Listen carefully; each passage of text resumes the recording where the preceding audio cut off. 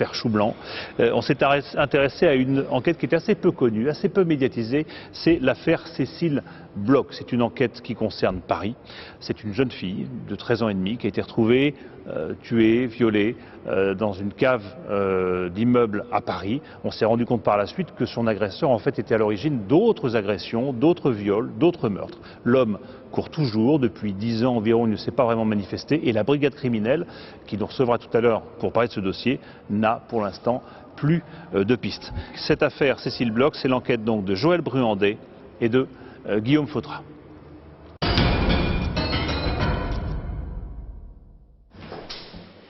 « 19e arrondissement de Paris, rue Petit au numéro 116. C'était par ici. Ça fait un petit bout de temps et j'ai visité tellement de caves. Voilà, ici. Karine Hutzeboot vient de Belgique. Ici, il n'y avait pas de porte. Elle est psychologue. Ici. Elle se dit également profileuse. Ici, évidemment, ça mène vers les caves. Hein. Elle revient sur les lieux d'un crime avec le frère de Cécile Bloch, la victime. La profileuse connaît parfaitement l'endroit, lui n'était jamais venu. En fait, les caves sont là derrière. Là. Les caves où Cécile a été trouvée sont derrière ces murs-là. Juste ici derrière le mur. Là. C'est là. Cécile Bloch avait 11 ans. Elle a été violée et assassinée dans ce parking en mai 1986. En tout cas, il est remonté jusqu'au 6e étage avec un témoin, ça c'est sûr, elle me l'a dit. 18 ans après l'assassinat de Cécile, Karine a repris une enquête aujourd'hui au point mort. À la demande de la famille, elle continue de chercher un tueur qui n'a jamais été identifié. Moi, je veux savoir ce qu'elle représente pour vous, Karine. Karine, elle représente vraiment mon seul espoir. C'est mon seul et unique espoir. Parce que j'ai plus confiance en personne, que ce soit la police ou je sais même plus quoi. C'est mon unique espoir. Retourner sur les lieux du crime, rencontrer les proches de la victime, les témoins, récupérer ici ou là les éléments du dossier, c'est comme ça que Karine Hutzeboot tente de tracer le profil du tueur. Le résultat, une somme d'informations d'ordre physique et psychologique, comme un portrait impressionniste. On examine le profil de cet individu sur base de tous les éléments qu'on a. On voit qu'on a à voir avec un narcissistic personality disorder. Donc il est narcissique et il a un désordre mental. Les indications des profileurs doivent aider les enquêteurs à chercher dans la bonne direction, à réduire le nombre des suspects. Sont-ils efficaces? Et surtout, comment arrivent-ils dans ce genre d'affaires?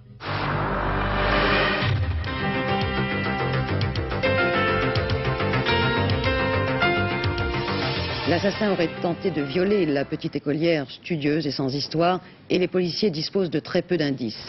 Lundi matin à 9h, l'écolière quitte l'appartement et prend l'ascenseur comme tous les jours.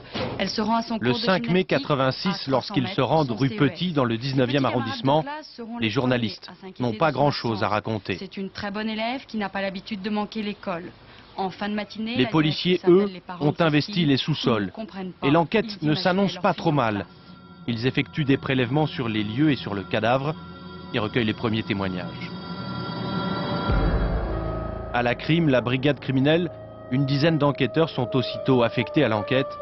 Nous avons obtenu l'autorisation exceptionnelle de rencontrer les policiers qui ont travaillé sur ce dossier. Denis Bazin est sur les lieux du crime le 5 mai 86. Il recueille les premières dépositions. Dans le voisinage, on rencontre plein de gens, y compris évidemment les parents de la petite Cécile Bloch, qui nous disent qu'ils ont vu un individu le matin, aux alentours de 8h, 9h, qui se baladait dans les ascenseurs, dans les sous-sols et qui n'était pas de l'immeuble. Et donc, à partir de ces éléments, on décide de faire un portrait robot et on s'aperçoit qu'en fait il s'agit du même personnage pour tous les témoignages. Et c'est le portrait robot que vous avez là? C'est le portrait robot qui est ici.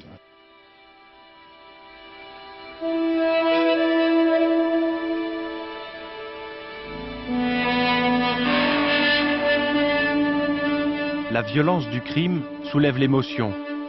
La presse diffuse largement le portrait robot établi grâce au témoignage des 7 personnes qui ce matin-là ont croisé le même homme. 1,80 m, environ 25 ans, les yeux marrons et surtout des problèmes de peau. C'est le premier portrait robot de l'homme au visage grêlé. Les enquêteurs du 36 quai des Orfèvres tiennent une piste. Dans le 13e arrondissement de Paris, ils font le rapprochement avec une affaire similaire, un mois plus tôt, dans les sous-sols de ces tours. Même mode opératoire. En se faisant passer pour un policier, l'homme a entraîné sa victime au 4e sous-sol. Sarah, 8 ans, est violée. Laissée pour morte par son agresseur, elle survivra à ses blessures. C'est sans doute le même tueur. Malheureusement, les témoignages des voisins ne donneront rien. La crime devra se contenter du portrait robot du tueur de Cécile. L'enquête n'avance pas. À 600 km de Paris, cet homme a toujours guetté les moindres développements de l'affaire. Jean-Pierre Bloch s'est installé dans le Lot quelques mois après la mort de sa fille. Désormais sur le site internet qu'il lui a consacré, il commente le travail des policiers et des magistrats. Et il est plutôt sévère. Il y a un juge, et à cette époque-là, des policiers, j'ose pas dire complaisants, mais je me pose la question, qui ont fait embarquer tous les clodos de la gare du Nord et de la gare de l'Est, qui mesuraient plus de 1,80 m. Ils en ont mis en garde à vue pendant quelques heures, 200 ou 300. Alors que nous, on savait très bien que c'était pas un clodo. Il y a de l'agitation qui peut laisser penser que vous faites quelque chose. C'est-à-dire que travailler, ça ne veut pas dire s'agiter. 1992, après 6 années d'enquête sans résultat, les policiers de la criminelle referment le dossier. Le meurtrier de Cécile Bloch reste introuvable. 4 ans plus tard, en 1996, la police française dispose d'une nouvelle arme, l'ADN, l'empreinte génétique. Alors, la crime décide de rouvrir le dossier. Et les résultats tombent. D'abord, confirmation, la petite Sarah, violée 1 mois avant le meurtre de Cécile, a bien été victime du même homme. Puis les enquêteurs retrouvent l'ADN de cet assassin dans 2 autres affaires de viol à Paris et en région parisienne. Dans le 14e arrondissement, tout d'abord. À l'époque, la victime, une jeune fille de 14 ans, avait aidé les enquêteurs à établir un portrait robot. Voici le 2e visage d'un même criminel. Et puis, 2e affaire, elle aussi révélée par l'ADN, celle d'une petite fille de 11 ans, enlevée toujours par le même homme. Cette fois, il roule, semble-t-il, dans une Volvo blanche, près de cette voie ferrée, dans la banlieue nord de Paris. Pour l'obliger à monter dans sa voiture, il se fait à nouveau passer pour un policier. L'homme traverse alors toute la région parisienne, jusqu'à une ferme abandonnée, où il tente de violer la fillette, sans y parvenir. Puis il s'en va. Élodie sera recueillie par les gendarmes quelques heures plus tard.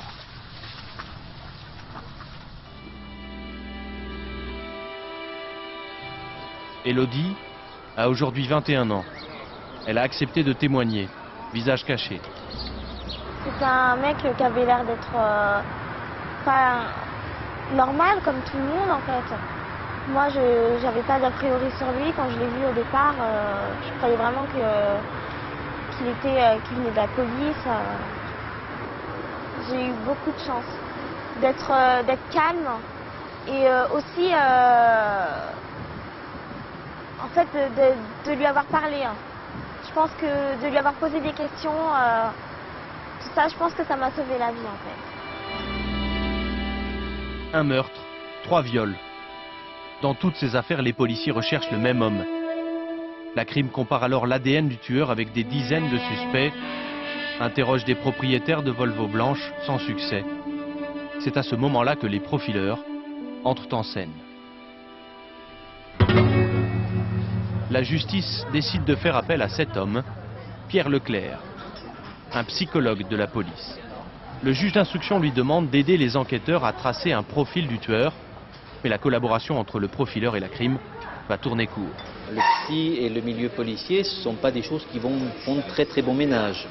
Surtout en matière d'enquête criminelle. On avait l'habitude du psy comme agent recruteur, comme agent formateur, mais pas comme agent s'impliquant dans l'enquête criminelle. Pour des policiers, c'est quand même vrai que l'enquête criminelle est une affaire a priori policière, qui leur appartient, éventuellement au juge d'instruction, mais certainement pas au psy a priori. Son travail est vivement critiqué. Après 2 années passées à la PJ, il est affecté à la formation des policiers. Le profilage à la crime, on n'y a jamais vraiment cru. Une enquête criminelle, c'est une enquête sur un... On recherche en fait essentiellement des éléments matériels et on cherche à dérouler, si j'ose dire, une sorte de fil qui va lier une personne, un auteur, à un fait criminel. Donc en fait, c'est la recherche en permanence d'éléments matériels, de liens matériels, etc., etc. Et je dirais, la plupart du temps, en fait, le profil qu'on peut imaginer de l'auteur, la plupart du temps, en fait, n'amène pas un élément d'identification. Le travail du profileur n'a pas aidé les enquêteurs. Une nouvelle fois, les policiers se retrouvent dans l'impasse. Et puis, c'est le coup de théâtre. Il y a 3 ans, l'ADN de l'affaire Cécile Bloch est identifié à nouveau, mais cette fois dans un double assassinat commis en 1987 dans le 4e arrondissement de Paris. La police traque désormais un tueur en série. Le commandant Vasquez de la brigade criminelle a accepté de nous emmener dans l'immeuble où, il y a 17 ans, 2 personnes ont été sauvagement assassinées. Bon, voilà donc le palier du dernier étage, avec la porte de l'appartement, qui n'avait pas été fracturée, donc, ce qui nous a permis de penser que l'auteur s'était fait ouvrir ou disposer des clés. Qui connaissait la victime. Voilà, une des 2 victimes. Derrière cette porte, les corps de Gilles Politi, un père de famille de 38 ans, et d'une étudiante allemande de 20 ans, Irmgard Müller, jeune fille au père dans la famille Politi. Les enquêteurs sont impressionnés par la violence de la scène de crime. Une violence que le père de Gilles Politi ne s'explique toujours pas. Du coup, il est prêt à imaginer tous les scénarios, même les plus improbables. Vous savez dans quelles conditions l'assassinat s'est passé? Crucifixion sur les montants du lit de la petite Julie, garrot espagnol pour mon fils. Là. Ça s'apprend à où, ça? Dans des commandos, dans des guerres sales, dans des clubs de close combat. Mon fils qui dormait a pu être facilement neutralisé par quelqu'un d'expérimenté sur ce plan-là pendant son sommeil. Mais les enquêteurs se tournent très vite vers les relations de la jeune Allemande. Irmgard Müller avait de nombreux amants qu'elle répertoriait dans un précieux petit carnet. Tous seront identifiés, sauf un. Et à l'époque, on était resté un petit peu sur un nom, effectivement, une personne qu'on avait identifiée, enfin qu'on n'a pas identifié puisqu'on ignore qui il est, mais qui lui répondait au nom de Loringe et au prénom de Élie. Et ce nom ne correspond à rien. C'est une identité qui n'existe pas. On a travaillé de très nombreuses années sur ce patronyme et on n'a rien trouvé. Élie Loringe, un nom qui n'existe pas. Est-ce un pseudonyme qu'utilise le tueur? S'agit-il de l'homme que des témoins ont croisé dans l'escalier? Les enquêteurs réalisent là aussi un portrait robot. Voici donc le 3e visage de l'assassin. Les policiers sont désormais confrontés à 2 affaires de meurtre commis par le même homme à 1 an d'intervalle. Pour les enquêteurs, résoudre une des 2 affaires, c'est résoudre l'autre. Mais le mode opératoire et surtout les victimes diffèrent. D'un côté, une petite fille violée et étranglée, de l'autre, 2 adultes torturés à mort. Une deuxième fois, la juge d'instruction va faire appel à un profiler. Cette fois, ce sera Michel Agrapard-Delmas, psychologue, expert judiciaire et professeur de criminologie à l'université Paris 8. Dans le profil du tueur qu'elle a fourni alors à la justice, elle évoque une personnalité fragile, avec un possible abandon du côté paternel. Elle parle également de la signature du tueur, ses manies ou ses rites qu'il reproduit de crime en crime. Mais bizarrement, ce qu'elle écrit dans son rapport, elle le renie aujourd'hui, publiquement, dans ses cours. Ça peut être aussi... Plus question de profilage ou de signature. La signature du tueur, moi j'en ai jamais vu. Pourtant j'ai vu 2600 criminels, donc j'aurais dû en voir une au moins. La signature du tueur ressemble parfois à la signature d'un... Avec un certain aplomb, elle dénonce aujourd'hui ce qu'elle a pratiqué hier. Vous savez, je dis souvent à mes élèves, si vous voulez avoir l'air d'un profiler, c'est très facile. Vous faites une émission, vous allez devant un tableau, vous leur dites ah oui, oui, vous réfléchissez, vous dites l'auteur est un homme. Déjà, vous éliminez 50% de la population française, puisque 95% des auteurs de crimes de sang sont des hommes. Puis vous dites c'est un homme jeune. Effectivement, il est rare qu'on tue à 60 ans, ou alors c'est un crime passionnel ou un accident de la route ou autre. Vous dites c'est un homme jeune de 35 ans. Il a eu des difficultés avec son père, il a une mère soit trop, soit pas assez, et vous avez l'air d'un très grand profiler, parce que ce profil-là correspond à 95% des passages à l'acte. Juste avant la voiture, vous avez l'entrée d'immeuble, vous regardez là. Ok, ça va. Merci beaucoup, au revoir. Karine Hutzebot, elle, continue de chercher l'homme au visage grêlé. Mais contrairement aux autres profilers, elle n'a aucun mandat officiel. Vous cherchez à rencontrer qui exactement? La femme de ménage qui à l'époque a vu l'assassin monter là où il y a eu le double assassinat.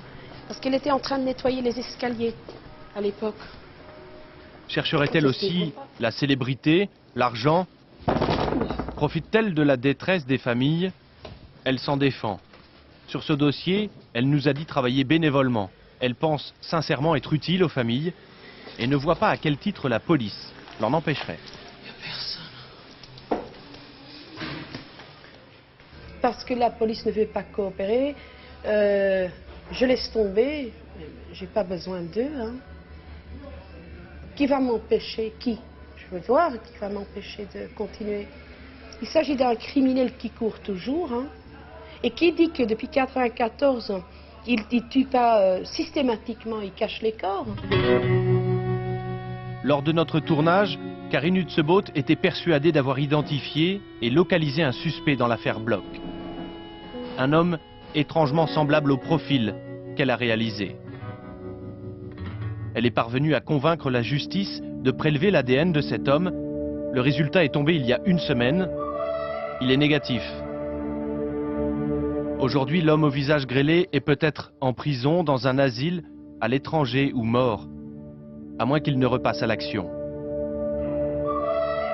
Pour les policiers de la crime, il n'y a plus grand-chose à faire.